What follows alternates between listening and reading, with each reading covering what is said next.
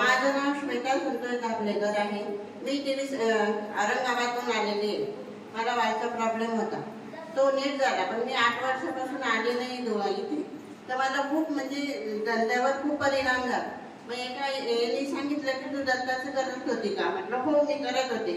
तर मी हे केलं, तर लगेच दुसऱ्या दिवशी पारायण चालू केलं.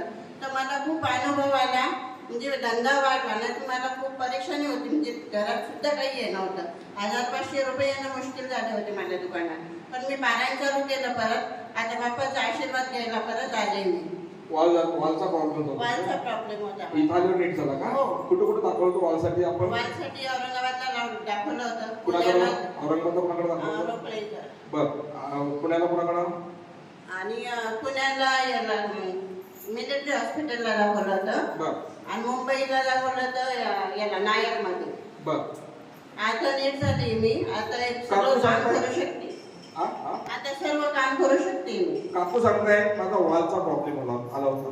वाल म्हणजे वाल बोलतो ना, हार्टला वाल असतो. तुम्हाला वाटतं टायरचा वाल नाही, हार्टचा वाल असतो. आणि ज्याचा वाल फेल तो मनुष्य जगू शकत नाही. वालचा प्रॉब्लेम होता. ते आता औरंगाबाद इथून आले.